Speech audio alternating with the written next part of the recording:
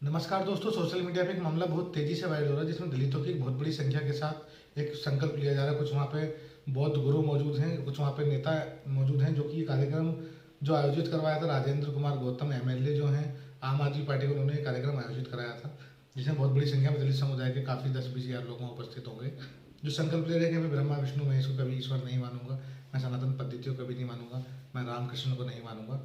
तो ये सारी बातें एक अलग अलग एक विषय बन जाता है कि आप संकल्प लें, आप क्या किसे माने किसे ना माने, ये आपके व्यक्तिगत विचार हो जाते हैं। लेकिन मैं अपने दलित समुदाय से एक बात पूछना चाहूँगा कि अगर आप बात करते हैं बाबा साहब अम्बेडकर की, अगर आप बात करते हैं उनके संघर्ष की, अगर आप बात करते हैं उनके उन्होंने आपके लिए जो बलिदान दिए, अगर आप उसका सम्मान करते हैं तो आप उस चीज़ को क्यों नहीं मानते जो उन्होंने और भी अन्य बहुत सारी बातें की। उन्होंने कहा शिक्षित बनो, संघर्ष करो, संगठित रहो। आप कितने लोग संगठित हैं? आप ये मुझे बताएं कि आप कब अपनी बुद्धि से काम करना शुरू करेंगे? उसके लिए आपको शिक्षित होना पड़ेगा, पर आप शिक्षित नहीं हो रहे हैं। बड़े दुर्भाग्य की बात है जिसके जिनके एक नेता ने अपना पूरा जन्म से मरण तक का समय अपने समाज के उद्धार के लिए लगा दिया, उसको बढ़ाने के लिए लगा दिया। उस समाज के लोगों की आज दशा क्या है? हमारे दलित समुदाय की 80% परिवार ऐसे हैं जो बिल्कुल खत्म हो चुके हैं, जिनका जीवन बिल्कुल खराब है। उनके बच्चों को ना अच्छी शिक्षा मिल रही है, ना अच्छा भोजन मिल रहा है, ना अच्छा सम्मान मिल रहा है। कारण क्या है कि उस घर के जो आदमी हैं, उस घर के जो पुरुष हैं, वो दिन रात जय भीम तो करते हैं, पर गली के नुक्कड़ों पर दिन निकलते वो ताश खेलने लग जाते हैं। उस घर के जो बेटे हैं वो सुबह से दारू पीना शुरू कर देते हैं। उस घर की जो माताएं हैं वो सुबह से घरों में झाड़ू पोछे बर्तन काम करती हैं ताकि वो अपने बच्चों को भोजन दे सकें, अपने पति को भोजन दे सकें। तो जब मानने हो अपना मार्गदर्शक, आप जब जिसे मान रहे हो, अगर आप उसकी सभी बातों का संकल्प नहीं ले सकते, या उसके वो आदमी ने तो अपनी बुद्धि से निर्णय लिया। डॉक्टर बाबा साहब अम्बेडकर ने जो भी निर्णय लिया उन्होंने किसी के सिखाए माँ के नहीं लिए, उन्होंने खुद अध्ययन करा। आपने कितना अध्ययन करा? आप उस चीज़ का प्रश्न बताएं। और रही बात राजनीति के दलालों के जो चुंगल में आप लोग कब तक फंसते रहेंगे? आप कभी भी आप ये नेता लोग कभी आपके हित से नहीं हो सकते, चाहे वो किसी पार्टी का कोई भी सदस्य हो। आप सिर्फ और सिर्फ एक मोहरा थे, आज से सैकड़ों वर्ष पहले भी और आज भी। आप केवल एक राजनीति का एक मुद्दा हो। राजनीति के समय में आपकी सभाएं आयोजित कर ली जाती हैं, कुछ चंद पैसों में, कुछ शराब के लालच में, कोई कैसे कैसे लालचों में लोग वहाँ पे इकट्ठे हो जाते हैं।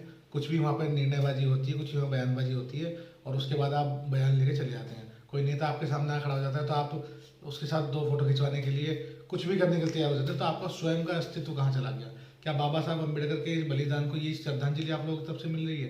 क्या आज उनका समाज केवल एक धारावाही जीवन में जी रहा है? उनका समाज केवल आज इसी दिशा में चलता जा रहा है कि आगे क्या होगा क्या नहीं होगा, उस चीज़ की परवाही नहीं है उस समाज को। आखिर ऐसे समाज का उद्धार कैसे हो सकता है? आप किस तरीके से नज़र मिलाओगे बाबा साहब अम्बेडकर से? आपको कोई अधिकार नहीं है जय भीम कहने का, आपको कोई अधिकार नहीं है। आप बिल्कुल उनके अनुयायी नहीं हो सकते, क्योंकि बाबा साहब अम्बेडकर के अनुयायी वही हो सकते हैं जो शिक्षित हैं, संघर्षवादी हैं और संगठित हैं। आप कभी उनके, क्योंकि बाबा साहब अम्बेडकर कभी चौराहे पर नुक्कड़ पर कभी दारू पीते हुए नजर नहीं आए, कभी वो कहीं सिगरेट छुट्टा मारते हुए नजर नहीं आए, कभी वो की किताबों को फेंकते फाड़ते नजर नहीं आए। उन्होंने अपने ज्ञान को बढ़ाया, अपने अध्यात्म को बढ़ाया, अपनी शक्ति को बढ़ाया, और उसके बाद निर्णय लिया। उन्हीं के इस उनकी शिक्षा के बदौलत ही आज वो पूरे विश्व में पूजे जाते हैं। और आप लोगों को जो आज सम्मान मिल रहा है ना, ये सब उनके संघर्ष के बदौलत मिल रहा है। तो बाबा साहब अम्बेडकर ने ये भी तो कहा था कि मैं अपने समाज को हर उस सुविधा से मुहैया कराऊंगा, उनको हर वो सुविधा मुहैया कराऊंगा, हर उस स्थान तक उसको सम्मान दिलाऊंगा जहाँ से वो कभी समय तक वंचित रखा गया। उन्होंने इस चीज़ की लड़ाई लड़ी और उन्होंने बहुत हद तक आप लोगों को वो जो सुविधाएं भी दिलवाई। और आज आप बड़े ही गर्व के साथ कह सकते हैं कि आप एक दलित समुदाय से आते हैं। आपके लिए कानून की बहुत सारी जो है प्रक्रियाएं हैं। आपके साथ कोई प्रताड़न करता है तो आप उसके लिए कानून की कार्रवाई करवा सकते हैं। आप सब तरीके से अपने स्वाभिमान की लड़ाई लड़ सकते हैं। लेकिन आप नेताओं की चापलूसी, दलाली, ये गुंडागर्दी बिल्कुल बंद कर दें, क्योंकि ये लोग केवल आपका उपयोग करेंगे, आपके बच्चों को भड़काएंगे, आपको अपने ही समाज में रहने के लिए दुश्वार कर देंगे जीवन। बिल्कुल नेताओं की चापलूसी हमें बंद कर देनी चाहिए। आज हमें वक्त है हम शिक्षित बने, और बाबा साहब अम्बेडकर की सच्ची श्रद्धांजलि यही होगी जब उनका समाज शिक्षित होगा। ऐसे सभी स्थानों में उनके आना जाना होगा जहाँ पर कभी उन्हें वंचित रखा गया, जिन स्थानों पर उनकी जाने में कभी रोक करती थी। किसी सरोवर से उन्हें पानी पीने के लिए रोक होती थी, आज वो वहाँ खुल के पी सकते हैं। किसी भी स्कूल में हम एडमिशन ले सकते हैं, किसी भी धार्मिक स्थल पे हम आज जाके घूम सकते हैं।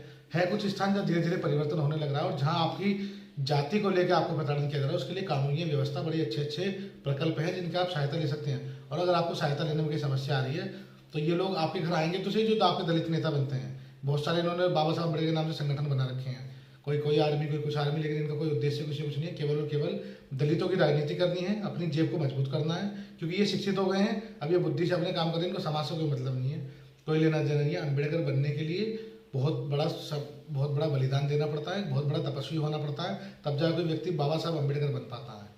तो आप सभी से मेरा ये एक छोटा सा निवेदन हमेशा ये रहता है कि आप कब तक ये धारावाही जीवन जीते रहेंगे, आप कब अपनी बुद्धि का उपयोग करना शुरू करेंगे। आज हम किसी भी मंदिर में जा सकते हैं, हम किसी भी जगह जा सकते हैं, तो वो सब हमें कैसे प्राप्त हुआ?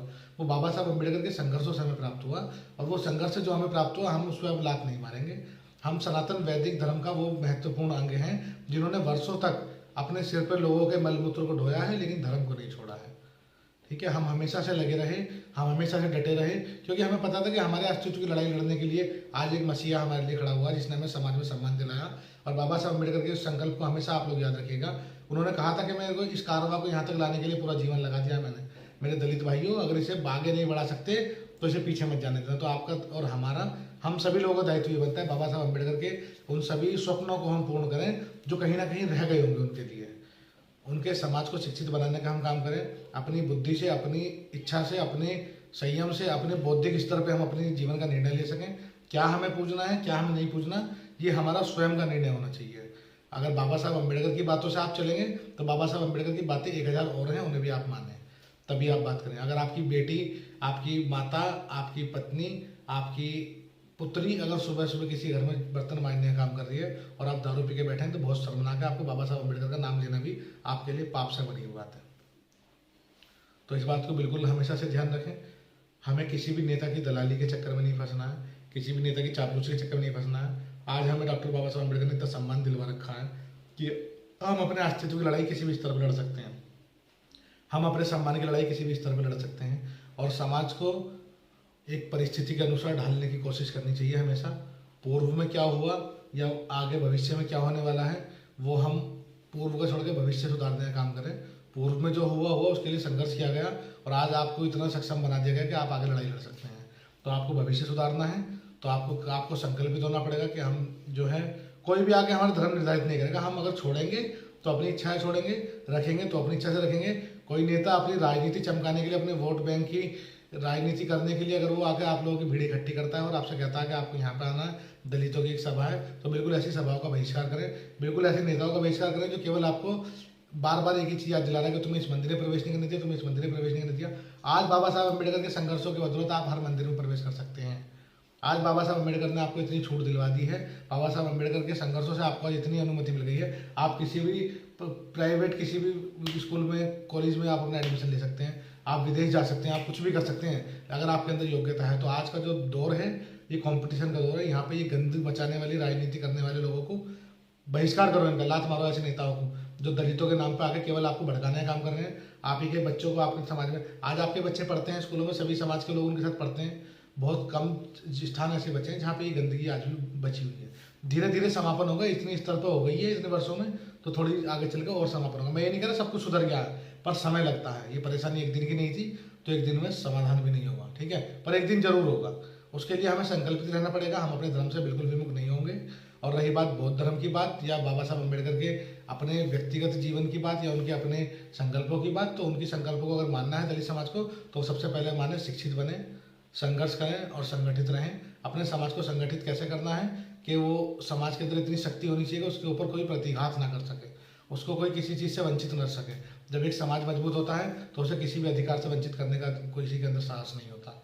आज तक हम हमेशा कन्वर्जन करने वाले आके हमें धर्मांतरण करवाते रहे, कि तरह तरह के लोग आके हमें भड़काते रहे, चंद पैसों के लालच में हमें किसी दूसरे धर्म में ले आते रहे। उसका कारण क्या था? क्योंकि हम शिक्षित नहीं बने, हमने कभी स्वयं से अध्ययन नहीं करा। हमने सोचा कि ठीक है चलो सामने वाले जो कह दिया, हमारे ऊपर बार बार ये चोट दी जाती है कि तुम्हें छोटा माना जाता है, तुम्हें शुद्र माना जाता है, ये बार बार चोट देने वाले हैं कौन लोग हैं? आप देखिएगा ना, इनके आप गौर कीजिएगा, ये वो बहरूपी हैं जिनका स्वयं का कोई अस्तित्व नहीं है, जिनका स्वयं की कोई शक्ति नहीं है, जिनकी स्वयं की बुद्धि कभी काम नहीं करती। इनका केवल एक ही काम है, दलितों को भड़काना और दलितों के नाम पर राजनीति करना, वोट बैंक बनाना अपना, और फिर बाद में भूल जाना। किसी दलित की बेटी का बलात्कार होता है, ये जिस पार्टी के नेता ने भी ये कार्यक्रम आयोजित करा था, इन्हीं के नेताओं ने कई बार ऐसी घटनाएं घटी हैं जहाँ दलितों के यहाँ ये आज तक कभी गए भी नहीं देखने के लिए। यार दलित हितैषी बनने, राजनीति का कोई भी दलाल किसी भी पार्टी का कभी दलित हितैषी नहीं हो सकता। ये केवल जाति का मुद्दा उठाकर केवल अपनी रोटियां सेकते हैं, भाइयों को आपस में लड़वाने का काम करते हैं। आप समझिए ना किस तरीके से आपको एक ब्रेन वॉश किया जाता है बार बार बैठा के। आप सोचते हैं कि आज दौर बदल रहा है, आपके बच्चे हर जगह जाते हैं, खुल के रहते हैं, किसी शादी विवाह में जाते हैं, सब लोग एक साथ जाते हैं, कोई किसी से जाति वाती नहीं पूछी जाती। कहीं जगह पूछी जाती है, वो एक अलग मामला है, उस पर वो धीरे धीरे वो भी समाप्त हो जाएगी। जिस तरीके से आज कंपटीशन का दौर है, आज हमारे बच्चे बड़े बड़े पोस्टों पे हैं, बड़े बड़े अधिकारी हैं, बने हुए हैं, बड़े बड़े स्तर पे पहुंच चुके हैं। तो आप ये देखिए कि जब आदमी संघर्ष करता है ना, जब वो पढ़ता है, तो बाबा साहब अम्बेडकर के ज़माने जितना आज दौर खराब नहीं है। जिस दौर में उस आदमी ने संघर्ष करा, शिक्षित हुए वो, और अपने समाज के लिए उन्होंने लड़ाई लड़ी, तो उस समाज की जो आज 10% भी कमियां नहीं बची हुई है समाप्त करने के लिए, उसके लिए हमें सबको एकजुट होकर काम करना पड़ेगा। नेताओं की दलाली हमेशा हमें भाई से भाई को लड़ाने का काम करेगी। आज हमें कोई भी हमारा धर्म नहीं समझा सकता। सनातन वैदिक धर्म पद्धति को हम मानते हैं, वैदिक धर्म के अनुसार हम जीते आए हैं। हमने वर्षों तक लोगों का बोझा टट्टी मलमूत्र ढोया है, हमने अपना धर्म नहीं छोड़ा। तो आज हमें कोई अपना धर्म न समझाए। तो मैं अपने दलित भाइयों से बार बार ये निवेदन करता हूँ कि ऐसे नेताओं का तुरंत बहिष्कार करें, जो बार बार आके आपको ये बताते हैं कि आपको ये संकल्प लेना है, वो संकल्प लेना है। उन्हें ये बताएं कि हमारी अपनी बुद्धि है, हम शिक्षित हैं, हम संघर्षवादी हैं, हम संगठित हैं, हम अपने समाज के लिए क्या निर्णय लेना है, क्या नहीं लेना है, और किस तरीके से जीवन जीना है, ये हम डिसाइड करेंगे। तुम लोग अपनी राजनीति बनाने के लिए या चेहरा चमकाने के लिए मत आओ, हमें आपस में लड़ाने का कार्य मत करो। सनातन वैदिक धर्म हमारी संपदा है, हम इसके अंश हैं, इससे हमें कोई विमुख नहीं कर सकता और कोई हमारा धर्म नहीं समझा सकता। हमारा बाप कौन है, हमारा अस्तित्व कौन है, हम कहाँ से आए हैं, ये हम डिसाइड करेंगे, कोई आके हमें बताएगा नहीं। बस इतना ही कहना था। नमस्कार, जय श्री राम, जय भीम।